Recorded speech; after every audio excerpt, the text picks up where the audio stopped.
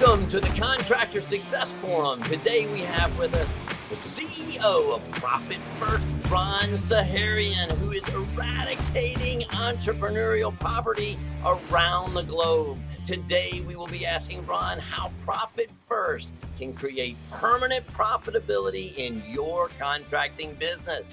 We'll be talking about improving your bonding ability while still taking your profit first as the owner of your contracting company. Here on the Contractor Success Forum, we discuss financial strategies for running a more profitable, successful construction business. I'm so excited about our show today. You should be too. Why don't you go ahead and share our show with your friends right now so you won't miss a thing from this amazing episode. Check out our show notes on our show page, contractorsuccessforum.com. In addition to Ron, our three long-term construction industry professionals are Wade Carpenter with Carpenter and Company CPAs, helping contractors nationwide to become permanently profitable over 30 years.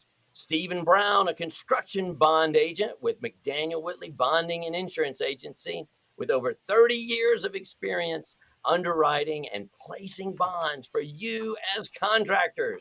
And I'm Rob Williams, your profit strategist with Iron Gate Entrepreneurial Support Systems, driving profit in contractors' businesses with decades of vertical integration as a contractor, a manufacturer, an aviator, and financial strategist in the construction industry. Ron, welcome to our show. We're so happy to have you here today, man. You're welcome, Ron. Yeah, I'm jacked as well. What a great opening. You guys are pros, man. This is awesome. I'm excited. I bet you didn't know that I was a laborer back in the day. I used to also drive backhoes, trackhoes, and dug a lot of ditches and picked up a lot of construction yards. Then moved into the welding world. I used to make industrial size ovens, washers, conveyor systems. Wow. I think you and I had kind of mentioned that. I spent a lot of my time digging ditches and doing all the jobs that Dad couldn't get anybody else to do when I was 12 years old to 20 years old. That's how I learned how to drive a stick on a yard. You know, this is through high school and college. I did this stuff. And so, here I am, me and my buddy, we're probably 14 years old and we're on a big construction site. And the guy's like, hey, go get that truck, pick it up and go over here. We're like, we don't drive. He's like, you're not on a road. Just get in the truck and drive it. We're like, all right. So we had to figure out how to drive a stick on the yard. Oh, that's right. Yeah. I can remember driving a dump truck when I was 15, 16 years old. And I can't remember what all I hit, but I know there were a few things of damage and I think some missing mailboxes and a few other things. I say that because, I've seen construction companies over the years come and go. I've seen some very, very, very hardworking, smart individuals make some miscalculations only because of a lack of education, not because of a lack of passion, but also not having the proper systems in place, not having clear financial perspective, not having clarity on your finances and how you're actually spending your money moving forward. And so that's why I'm excited to be here to hopefully help the industry have a little bit more fiscal understanding and be able to pay themselves first, have money for the tax man and a profit. Yeah. Isn't that such an interesting concept? Because, Stephen, talk a little bit, maybe you have some questions for Ron about the name Profit First. Thanks, Rob, and thanks, Ron. I'm glad you asked that because the whole thing about Profit First that might kind of touch a bond underwriter the wrong way would be to think that contractors are going to take all their profit out of their company and not leaving any working capital, to finance their projects. Ron, Right. How do you work around that? So one of the things, especially with the bonding, if you're being asked to purchase a bond, okay, you have to have X amount of money of working capital at all time. I look at it almost as an inventory account. What I would look to do is set up a bonding account, open up a bonding account that the only thing that you can use that money in that bank account is for bonding, right? It's almost like being your own banker, if you will. And so this is something that you're going to have to build up over time. But profit first, our methodology is, you're all familiar with sales minus expenses equal profit, right? Sell, manage your expenses, and what you have left over is your profit, right? Structurally correct, behaviorally wrong. We're saying sell, take your profit first, manage your business on the expenses left over. Now, I want a clarifier. That P, that profit is representative not just of profit, but it's ensuring that one, the business owner is paying themselves. Two, we are reserving money for tax, regardless of what the liabilities are. Three, of course, we're going to have a profit and we're going to determine what that profit is. We're going to have a fixed profit potentially. Four, we're going to have a vault. I always recommend that most businesses should have, and households, 3 to 6 months of operating capital in case there's an emergency of some sort. This is in addition to the bonding account. Right. And that bonding account, Ron, would just be just working capital to finance projects, right? It's basically ensuring that there's money available in case things go wrong. Correct? That's what we're talking about here. It's like an insurance policy. Okay. And so if we look at things through a little different perspective and always have the right amount of core capital available that we need, that the bonding agent is requiring, we're going to need that core capital all the time. Right. And so when we're drawing out of it, we have to replenish it. We're drawing at it, we have to replenish it. What I'm saying is, how great would it be to be able to have some sort of, capital that is solely for the bond, whether it's CDs, whether it's cash, whether it's this, whether it's 10 million, because you were saying earlier, Steve, some of your contractors have about 8 projects going on. And so if each one of them needs to have a $10 million bond, is that what we're saying here? Because that's going to be very difficult for any construction company to have each project be bonded. So if you could share with me a little bit more about how that would look, I might be able to tweak what I'm saying.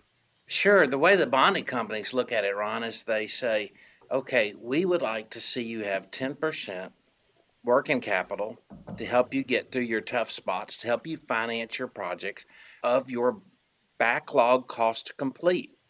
And Wade, what he does as a construction-oriented CPA versus a non-construction-oriented CPA is he understands that at the corporate year end, say December 31st, there are completed projects on his financial statement and projects that are in process.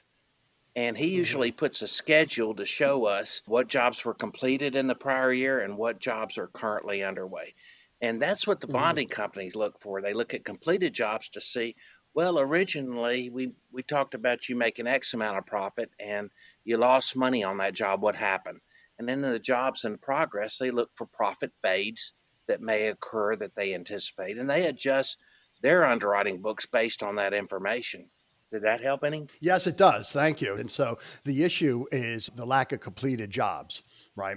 That's one of the things that we're trying to minimize. Right, and so right. my experience and what I've seen is a lot of contractors are utilizing another project's deposit to complete the project that they're already in, right? And that's a deadly Robbing cycle. Peter to pay Paul. Yep. It's a horrible cycle. And so that's one of the things that we want to prevent. We want to ensure that projects are done on time and completed and have a margin of profitability. So one of the things is we don't have to just look at architecting the cash flow in the bank accounts to prevent the pains, but we want to take an insider look and really look at what the contractor is doing. How are they managing the money going forward? Are they bidding the project outright? Are they overstaffed? Are some of their machines in repair? What's going on internally in these companies that we could implement some systems that would ensure a smoother completion of the job? And I get it, because a lot of construction companies, they're not necessarily focused on the financial aspect of it. They're focusing on the task at hand. And so sometimes if things aren't planned right, you're going to get unions involved. You're going to get the big telecoms involved. Stuff's going to stop potentially. And so is that baked into any type of proposal? Do we have are we really looking at, okay, this is a $5 million job. I'd like to make X amount of profit. What is that profit percentage? 2%, 3%? Then we have the owner's pay account, right? How much should the owner be making on this job, this particular job? That's the profit and the owner's pay. Then if it's a successful implementation and build out, we're going to have a profit. So we're going to have to pay taxes on that profit. So if we have these predetermined percentages of what we're allowed to spend in each one of these purposeful accounts, then those are our guardrails in place. And so what we want to do is if the construction owner looks in his bank account and he sees that he's got, $2 million sitting in there, he probably doesn't realize that some of that money should be going to bonding. Some of that money probably should go to profit. Some of that money should be going to tax. Some of that money should be going to him. And so that $2,000 really isn't $2,000. It might be $1,000. When we remove the money that is not really available to us to complete projects and to operate projects, we're forced because of something called Parkinson's law. And basically what that says is that human beings are going to use the amount of resources given to them in any period of time. Stephen Hawking was talking about it, about human beings are going to exhaust all the resources on planet Earth. That's how we are. So if you give me a project of $2 million and tell me to build this building in a year, I'm going to probably spend $2 million and it's going to take a year, maybe a little longer, right? Now, if you give me the same project and say it's $1 million and you got to do it in, 18 months, I'm going to take 18 months and I'm going to spend $1 million. It's just the way it is. So what we're saying is let's take this money off the top and allocate it specifically. And we can't use this money. The only money we can use is what's in that operating account. And so that will, from a behavioral standpoint, put guardrails in place for overextending, overspending. And the business owner will be able to look and say, okay, well, I only have 1,000. Maybe I should talk to this contractor and, negotiate a little bit better. Maybe I can look at a different supplier that can give me the same good. Maybe I can set up another core capital account that I can make mass inventory purchases at a discount. And so we'll have the bonding account. You might even have an inventory account. You have the owner's pay account. You have the profit account. You have the tax account. You have, boom, the operating account. And so what I'm sharing is a little bit like the 401k. Why is the 401k one of the most successful saving vehicles in America? Because we take it off the top and we don't see it, and we have penalties in place if we go to get it. And so when I first started the 401k with my wife in 96, 97, we were like, what is this stuff? And so we didn't put 15% in, we put 3% in. Then we put 5% in. The next year, we're up to 15% each. And I remember saying to my wife, Mary, can you believe we're living the same lifestyle with 30% of our top line salaries being taken right off the top? And so it's a funny thing that happens, right? When resources are less, we're going to be more creative. We're going to work harder. We're going to try to get more from it. What the Profit First system allows contractors is true clarity on what their financial spend is. It's a front windshield approach to how they allocate their money, and they're able to look in their bank account and see the OpEx and make business decisions on what to spend. If the money in the OpEx is not there and you want to buy something, well, that's telling you can't do it. That's why Profit First also is a growth strategy. You can't take 20% off and just put it in all these bank accounts. You have to work with guys like Wade, guys like Rob, to really understand what those percentages are going to be. And so these guys are the experts that are going to architect the cash flow in Profit First to support what the bonding is looking for in the bonding agent, as well as the contractor being fiscally responsible. Man, that's great. What do you think about that, Stephen? Does that help probably explain this a lot better than maybe I have in the past? It sure does. And the whole thing is the reason the bond account is working capital is that capital is supposed to work for you. In other words, a lot of times as a contractor, you're forced to finance a project. And what we said before in our podcast is you got to communicate to the owner that I'm building the project, I'm not financing the project. But I love the whole idea of having a separate account. And it is working capital. That's what drives it. And you can think of it as bonding because it's the magic that unleashes bonds. 10% working capital opens doors and makes magical things happen in the bond world.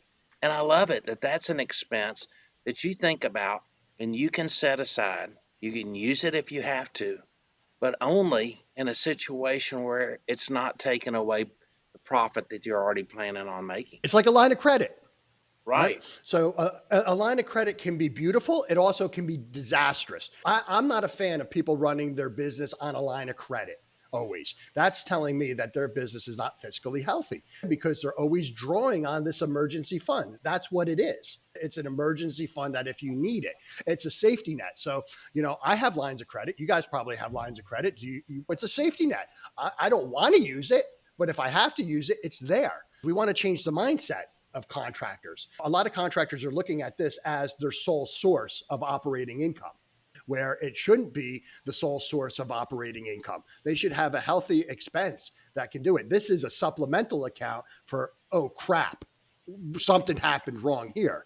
But by having the clarity in how you're spending the money, you can do it. You have materials and subs. You can have even an insurance, right? You can have a liability. Some of these contractors, these big jobs, you know what the insurance cost on that stuff is? It's expensive, right? So one of the things Mike and I have, we have partners insurance on each other, and it's expensive and worth it. And we paid it. And then the next year we're like, oh crap, this is due again. We totally forgot about it. It happens. And so we're like, because we run lean and mean, we didn't have 15, 20 grand in the bank account that was, specifically available out of our operating account. And so we're like, oh crap, what do we do? Well, we have a year of operating capital at all time for exactly this. Take that money out, boom, did it. Okay. Never going to happen again. How is this never going to happen again? Well, we're going to have an insurance account.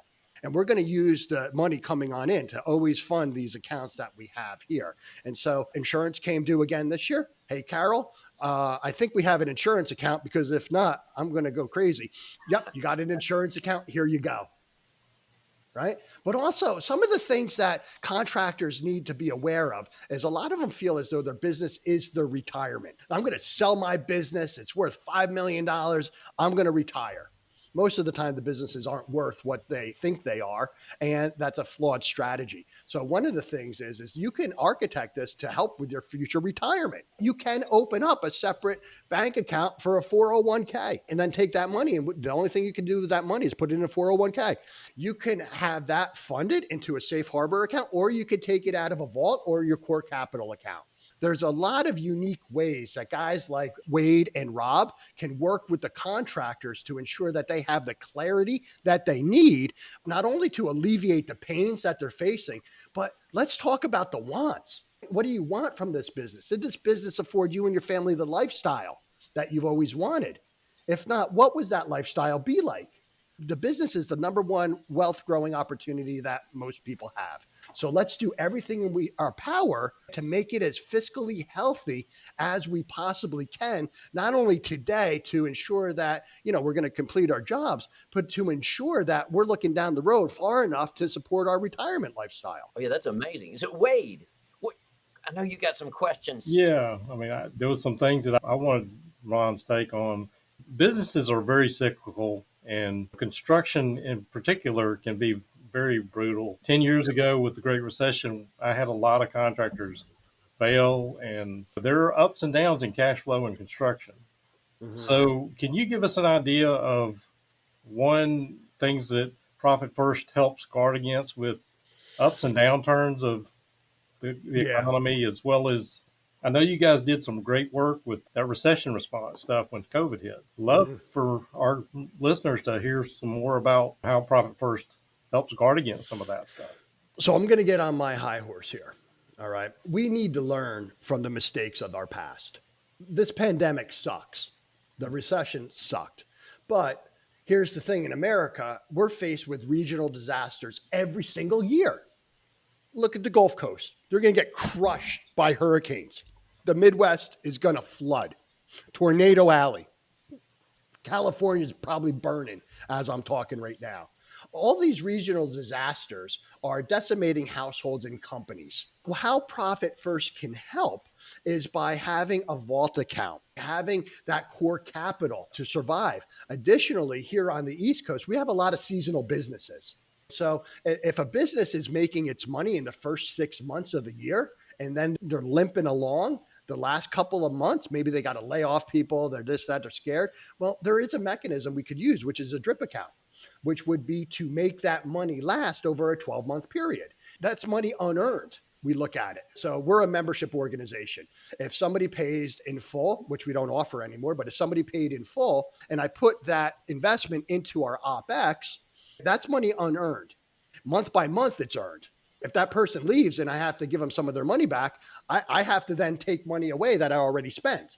So what the drip account does, it drips that money in systematically over 12 months to let that money last. So you're going to have to do a little bit more analysis to see what it would look like and what those positions would be. And so now the companies that have been operating Profit First realize that they can't operate.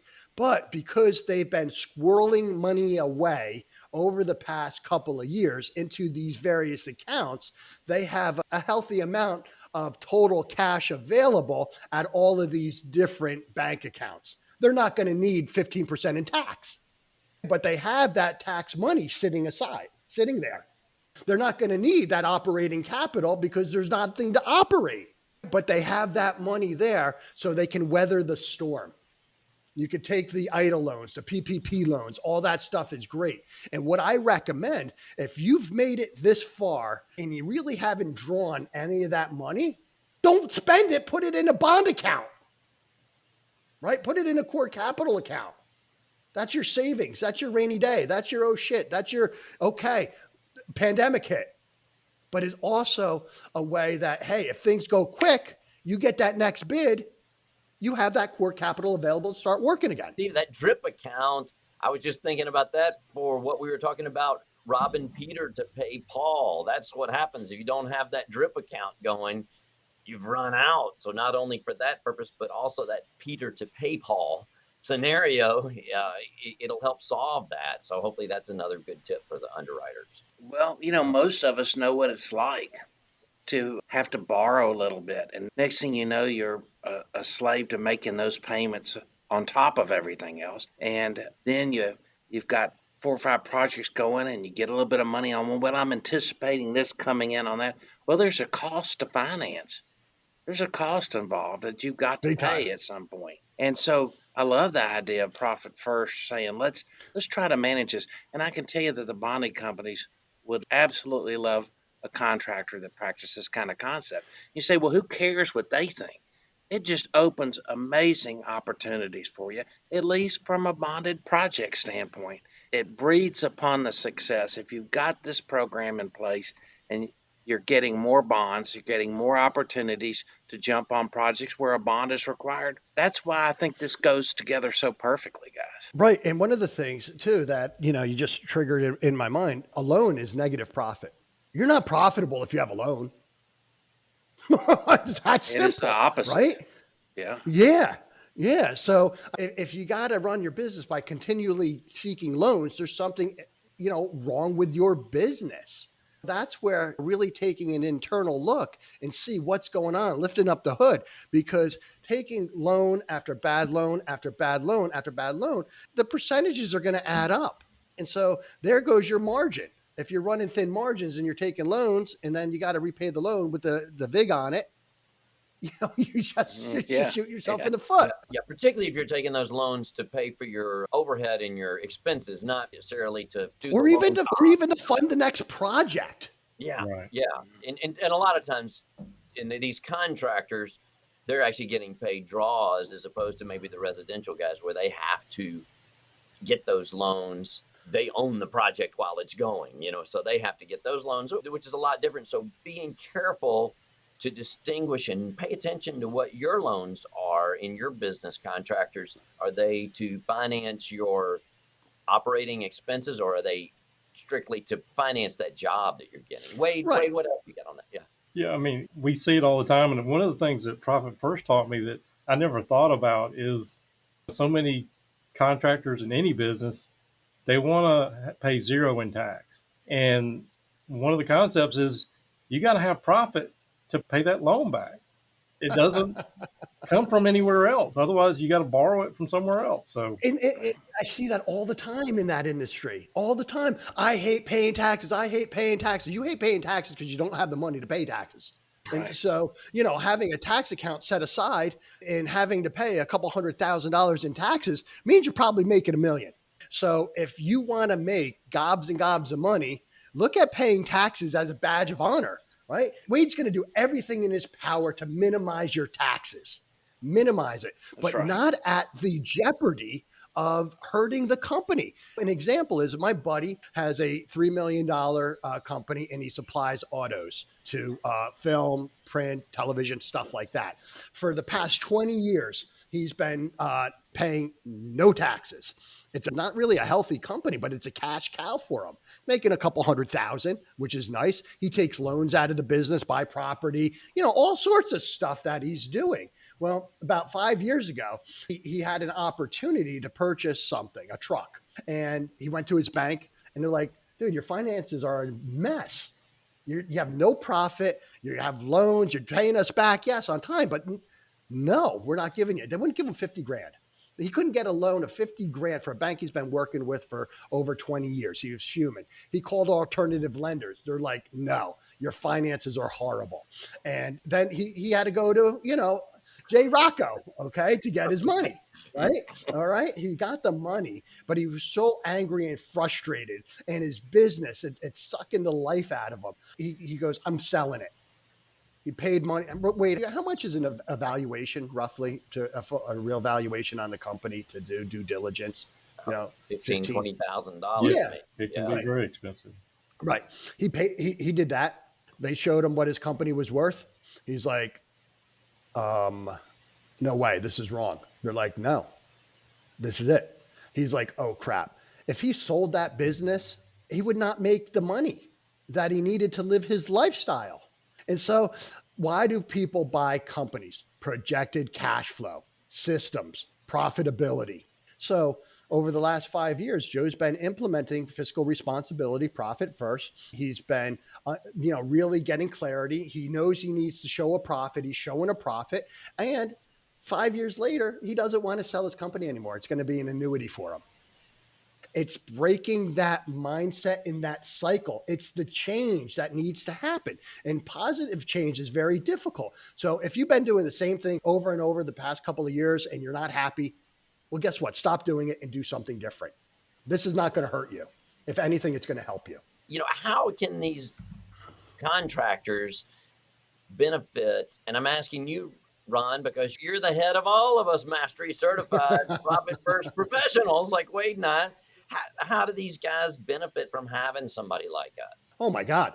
So the book itself, that's the tip of the iceberg. Everything below that waterline is what a profit first professional is doing. I could read a book on how to wire a house. I could read a book on how to drive a backhoe, how to, run a construction company. But is that something I really should be doing?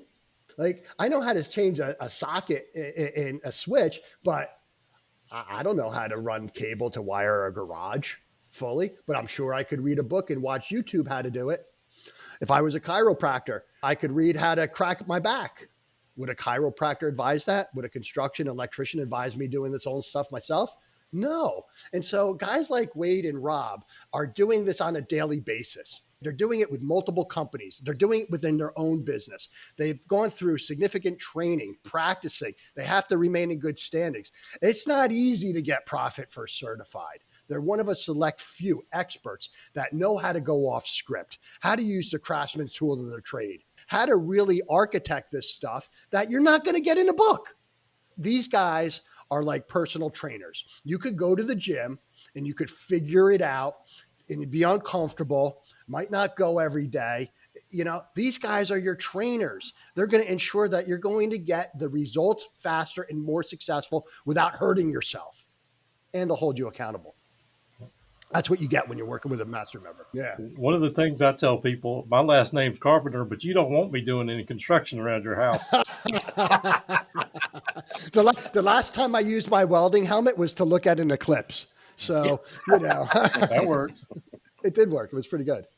Right. Well, man, this has been an amazing show. This is great. I know we went way over, but thank you guys for continuing to listen to us on today's show, because this has been one of our best shows I know that we've had so far. And I got a gift for you guys. If for the first 5 people that reach out to any 3 of these gentlemen, I'll gift them a copy of Profit First. Oh man, thanks. That's great. So Rob, Rob, Wade, Steve, first 5.